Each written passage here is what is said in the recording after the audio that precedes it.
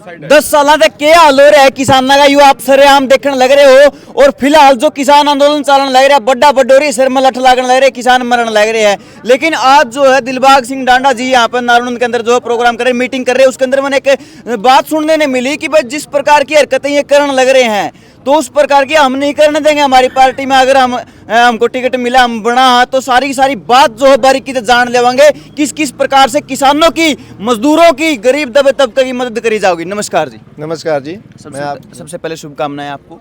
आपको बहुत बहुत धन्यवाद। मैं सभी दर्शकों का धन्यवाद करता हूं। और एक बात विशेष तौर से आज बताऊंगा जी, क्योंकि किसानों के ऊपर, गरीबों के ऊपर, मजदूरों के ऊपर जी, इतने अत्याचार बीजेपी आज के दिन ढा रही है। बिल्कुल जी। कि जैसे किसानों ने कहा कि हमें दिल्ली जाने दो, हाँ। हरियाणा के मुख्यमंत्री ने कहा कि आप ट्रैक्टर लेकर ना जाएं, आप बसों में जाएं, आप कार से जाएं या रेल से जाएं, या लेकिन पैदल जाएं। या पैदल जाएं। तो जब उन्होंने कहा भी ठीक है हम पैदल चल देते हैं, किसान आदमी है, भारत की राजधानी में बैठने का हमें मौका मिलना चाहिए, हम अपनी विजय रखेंगे। लेकिन अब उन्होंने दोबारा पुलिस को एक ऑर्डर दे दिया कि इनको 1 इंच भी आगे नहीं चलने देना। तो पूर्ण रूप से इमरजेंसी है, घोषित इमरजेंसी है, तानाशाह सरकार है, पूर्ण रूप से किसानों के खिलाफ है। कोई फसल नष्ट हो गई, पीछे ओले आए, 15 दिन पहले पूरी फसल तबाह हो गई है, अभी तक गिरदावरी शुरू नहीं करी है। केवल कागजों के अंदर डिप्टी कमिश्नर ने आके कह दिया फटाफट गिरदावरी कर लो। कोई पटवारी अपने पटवार खाने से खेतों में नहीं गया कि गिरदावरी कब होगी।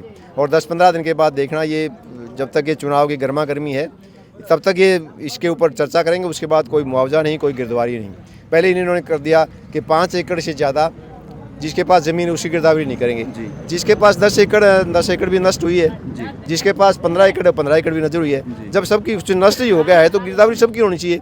जब हमने शोर मचाया, जब कांग्रेस पार्टी ने आवाज़ बुलंद करी, फिर दोबारा मुख्यमंत्री की स्टेटमेंट आई कि नहीं हम 5 एकड़ की लिमिट ख़त्म करते हैं और जिसके 5 एकड़ से ज़्यादा ज़मीन है उसकी भी गिरदावरी होगी। तो ये तो एंटी फार्मर है, एंटी मजदूर है, एंटी गरीब है। ये अगर इनका बस चले तो गरीब, मजदूर और किसानों को देश में रहने ना दें। बिल्कुल जी, आपने बात कही, साफ साफ पब्लिक के भी समझ में आई है, यहाँ पे सारे खड़े सबके समझ में आई। लेकिन आप बनते हैं तो आप क्या आश्वासन देना चाहोगे उन किसानों को, उन मजदूरों को जो आपसे बड़ी बड़ी उम्मीदें कांग्रेस पार्टी से जो है आज का टाइम नारनौंद में लगाए बैठे हैं हरियाणा? देखिए, अब भारत सरकार ने जिनके गृह मंत्री, जो पूर्व गृह मंत्री थे पी चिदम्बरम साहब, वो चेयरमैन हैं और मैनिफेस्टो कमेटी का मुझे मेंबर बनाया है। और मैनिफेस्टो के अंदर जो हम वायदे करते हैं उसके अंदर हमारी डिस्कस भी होती है। तो हम सबसे पहले आकर पहला काम राहुल जी का यही होगा कि किसानों को एमएसपी की गारंटी देंगे और सब फसलों पर देंगे। किसानों की 6,000 रुपये, हर जो ओल्ड एज पेंशन है वो 6,000 रुपये मासिक होगी, 300 यूनिट तक बिजली माफ़ होगी, 500 रुपया गैस का सिलेंडर होगा, लड़कियों की PhD तक शिक्षा फ्री होगी। तो कांग्रेस जो वायदे करती है, पीछे कर्नाटका के अंदर किए, हिमाचल प्रदेश के अंदर किए, तेलंगाना के अंदर किए। मुख्यमंत्री ने बैठते ही पहले ही दिन, पहली कैबिनेट मीटिंग के अंदर महिलाओं को 1500 रुपये बता देना शुरू कर दिया कर्नाटका के अंदर। उनके पुराने कर्जे माफ़ कर दिए। पुरानी हमारी जब सरकार थी तो 72,000 करोड़ रुपया किसानों का माफ़ किया था। और हमारी जो कपास की फसल थी, जो धान की फसल थी, हवाई जहाज में पूरे दूसरे देशों में जाती थी। कांग्रेस पार्टी का मैनिफेस्टो तैयार हो गया है, पब्लिक के बीच में भी आ गया है। और हम यहाँ पर ऑफिस के अंदर पीछे हमने SDM को डेलीगेशन के साथ एक रिप्रेजेंटेशन भी दिया था राष्ट्रपति के पास पहुंचाने के लिए कि कांग्रेस की जब सरकार आएगी तो तानाशाही बंद करेंगे। अब ये झूठी अफवाहें फैला रहे हैं, रोज़ाना कहते हैं 400 पार 400 पार, लेकिन ये 40 पार नहीं आने। बिल्कुल, आपने जो बात कही है बात भी मेरे समझ में आ गई। अच्छा, फिर दूसरी बात मैं पूछना चाहूँगा जी आपसे, जैसे कि पिछले 5 साल में भी हमने देखा और ई वाले जो चल रहे हैं इसमें भी देखा, आगे जो है वो भी देखने वाली बात होगी। जब इलेक्शन का टाइम आवा है, जब चुनाव का टाइम आवा, जब दड़ादड़ गामा में खबरें आवा, फलाना का भी लग गया, फलाना का भी लग गया, फलाना का भी लग गया, उसका भी लग गया, और बीच के 4-4.5 साल कड़ी है, मुझसे भी नहीं आती कि फलाना कड़ी है, डाकिया भी लग गया है। पिछले 5 साल इस सरकार को बने हुए 4 साल हो गए हैं। 4.5 साल में उन्होंने कुछ नहीं किया, कोई वैकेंसी नहीं निकाली। अगर कोई वैकेंसी निकाली तो उसका पेपर लीक कराया, उस पेपर की मार्केट के अंदर बोली लगवाई गई। इनके SS बोर्ड के चेयरमैन पकड़े गए, HPSC के मेंबर पकड़े गए, ये सारी SIT बैठी, लेकिन इस रिपोर्ट के बाद सारी SIT सरकार ने दबा कर बैठ गई। चपरासी लेकर जज तक का पेपर लीक हुआ। आज जो लड़के BA पास हैं, MA पास हैं, PhD हैं, उनको ग्रुप D में भर्ती कर रहे हैं। वो निरुत्साहित हैं, कुछ दिन के बाद वो बेचारे मजबूर हो जाएंगे कि हम दफ्तर के अंदर नहीं बैठ सकते, चपराशिया काम नहीं कर सकते। उनका दिमाग है, उन्होंने पढ़ी है, कहाँ तो यूपीएससी की तैयारी कर रहे हैं लड़के, उनको लगा दो आप बेलदार पीएचडी, वो ना तो पानी पिला सकते ना फाइल पकड़ा सकते, अंदर ही अंदर। और दूसरी बात है, जो बीजेपी का डबल स्टैंडर्ड है, क्लास 1 और क्लास 2 ऑफिसर तो लगाते हैं बाहर से, नागपुर से लेके आते हैं, गुजरात से लेके आते हैं, और उनको हिदायतें हो जाती हैं कि हम यहाँ के लोकल आदमियों को ग्रुप डी में भर्ती करेंगे, और उनको इतना परेशान कर दो या तो अपने आप छोड़ जाएं वो, या उनको मानसिक यात्रा दे दो। तो हमारे जो पढ़े लिखे लड़के हैं, उनको जो 5वीं पास की बेसिक क्वालिफिकेशन होती है, ग्रुप डी में भर्ती कर लेते हैं। लोग खुश हो जाते हैं, कुछ काम के 5 लगा दिए, 4 लगा दिए।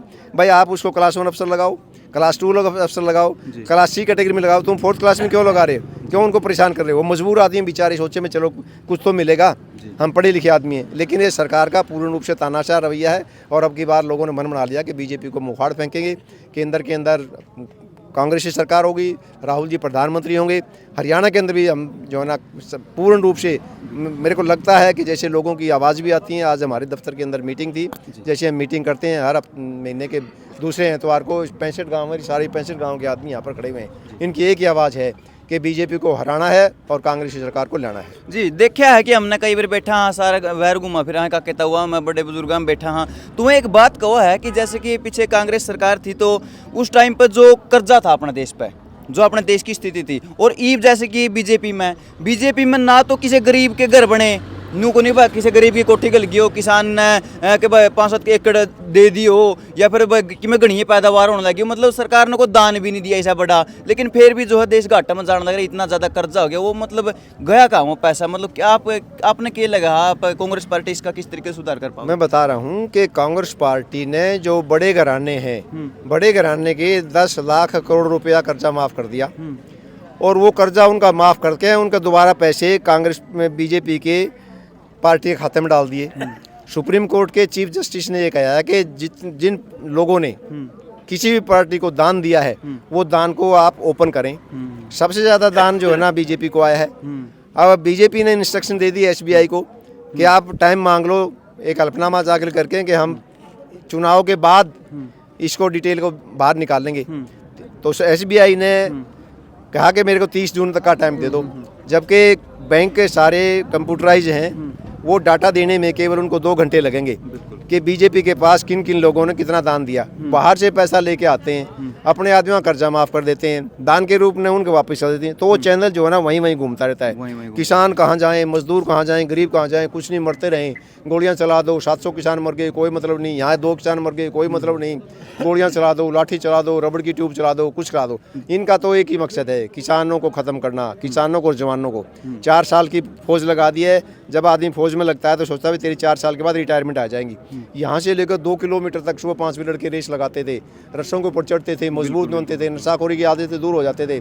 अब हम स्कूल में जाते हैं तो जहाँ 50 बच्चे आते हैं वहाँ मुश्किल से 2 बच्चे होते हैं। उनसे पूछते हैं बाकी लड़के, कहते जी क्या करें, नौकरी तो मिलती ही नहीं, नौकरी मिलेंगी तो वो भी 4 साल की, और वो भी उसके अंदर से भी 4 साल में हम आतंकवादी बन जाएंगे। क्या करना है?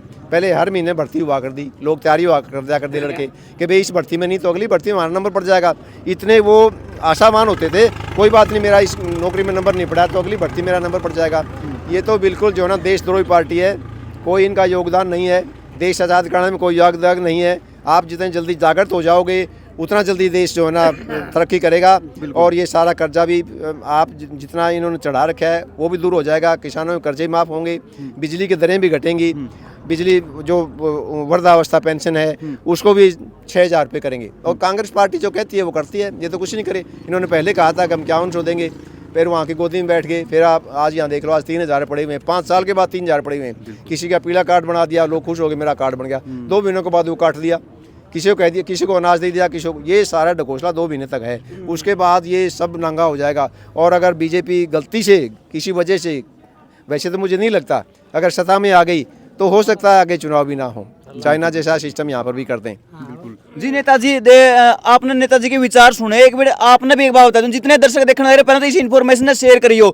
सैकड़ों हजारों ऐसे मुद्दे हैं जिनके ऊपर बात करना जरूरी है, और वह सारी की सारी बात नेताजी तक अगले प्रोग्राम हम कराएंगे। जी ई बोलते रहे तो सांझ हो जाएगी, तड़का हो जाएगा, अब तक ही बोल सका। इतने मुद्दे हैं, इतनी जो है जानकारियां हैं कि भाई कड़क कड़क एक गड़बड़ करके है। लेकिन जो देखने में मिला यो हमने पहला नहीं देखने मिला। आखिरी सवाल पूछूंगा, आपका ज्यादा समय खराब नहीं करूंगा। देखो ये पीछे से सारे के सारे आपने देखा होगा राम मंदिर पर जो सिस्टम चला, मतलब एक धर्म का उसको ऊपर भड़काना जनता ने कि भाई हाँ हम तो इसका नाम लेकर मतलब जनता वो कर दिया। अच्छा ये एक लेटेस्ट खबर आ रही है कि कोई नमाज पढ़ने लग रहे थे अपने मुस्लिम भाई दिल्ली में, तो उसके ऊपर जो प्रशासन ने उसके ऊपर मतलब ठोकरें मारी, उनको मतलब अभद्र तरीके से व्यवहार कराया। और जब पंजाब के किसान आए तो उनको खालिस्तानी घोषित कर दिया बड़ी बड़ी मीडिया ने।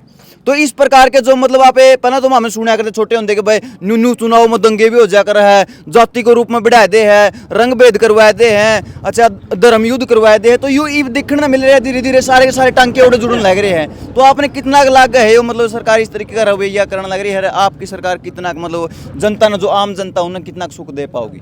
अयोध्या के अंदर राम मंदिर का दरवाज़ा राजीव गांधी ने खुलवाया था और हम भी धर्म में विश्वास करते हैं जी, हम भी पूजा पाठ में विश्वास करते हैं। बिल्कुल।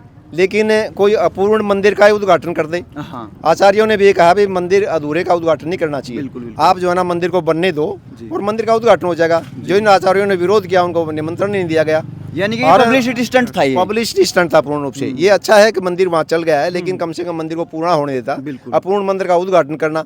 अब कल ही एक इलेक्शन कमिश्नर ने रिजाइन कर दिया, क्योंकि इलेक्शन कमिश्नर के ऊपर इतना दबाव है कि हमारे मुताबिक आप जो ना डिसाइड करें कि कौन सी स्टेट में कब चुनाव है, 2 चरण में है, 3 चरण में। आज कल की न्यूज़ है ये, उन्होंने जो है ना बीच में इस्तीफा दे दिया जी। और इन्हीं के पार्टी के लोग बाग जो अब जैसे अभी न्यूज़ आई है कि चौधरी वीरेंद्र सिंह के लड़के ने पिछली बार जो भी निसार से मेंबर पार्लियामेंट थे बीजेपी से रिजाइन करके और कांग्रेस पार्टी ज्वाइन कर ली है, वो इतने दुखी हैं। वो बताते हैं कि हमारे ऊपर कभी जो है ना जब सरदार मनमोहन सिंह जी प्रधानमंत्री थे तो पत्रकारों के सामने कम से कम 200 बार वो शेप हुआ है, और हमारे अब के वर्तमान जो प्रधानमंत्री हैं वो एक बार ही पेश नहीं हुए। केवल मन की बात, भाई अपनी मन की बात तो कह दे, दुनिया की भी तो सुन लो ना।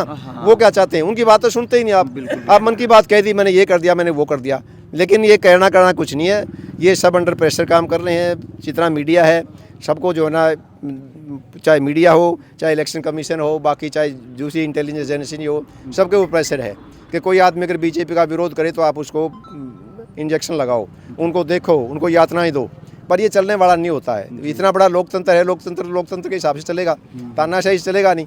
तानाशाही जहाँ पर होगी ये ठीक है भाई, जब तक चल रही है, लेकिन अब अंत आ गया है। अब मुझे नहीं लगता है कि बीजेपी की सरकार और किसी भी स्टेट के अंदर आएगी, तो अब कांग्रेस पार्टी की सरकार बनेगी। तानाशाह रवैया से हर आदमी दुखी है। कोई किसी से बात करते हैं वही कहते हैं भाई मैं दुखी हो गया हूँ, किसी को मुआवजा नहीं देते, किसी का कुछ नहीं करते हैं। रोज़ाना एक के बाद एक नया जो ना कोई इलेक्शन कमीशन ही छोड़ के चला जाता है। अब 3-4 दिन पहले आपको देखा हुआ कोलकाता हाई कोर्ट का जज कुर्सी से छोड़ के बीजेपी में शामिल हो गया। एक जज जो ना अगर बीजेपी में ज्वाइन करता है तो उसके ऊपर मानसिक प्रेशर होगा कि आपने छोड़ना पड़ेगा। आप 3-4 डिसीजन ये दोगे आप। उसने धड़ाधड़ कांग्रेस पार्टी के नेताओं को अंदर किया। पता था कि भाई मैंने इस्तीफा देना है, फिर चुनाव लड़ना है। अब उसको कलकत्ता से टिकट भी दे दिया और वहाँ से बीजेपी का टिकट ले दिया। जो हाई कोर्ट का रूल ये कहते हैं कि कोई आदमी अगर किसी संवैधानिक पद पर बैठा हुआ है, पब्लिक सर्वेंट है, तो उसके 2 साल अंदर तक वो किसी पॉलिटिकल पार्टी में नहीं जा सकता, क्योंकि वो अपना प्रभाव जमा सकता है। लेकिन उसने जज साहब ने, कलकत्ता हाई कोर्ट का जज था, आज के अखबार में ये आई हुई है, उसने 2 दिन पहले रिजाइन कर दिया, बीजेपी ज्वाइन कर ली और बीजेपी ने उसको टिकट दे दिया कलकत्ता से।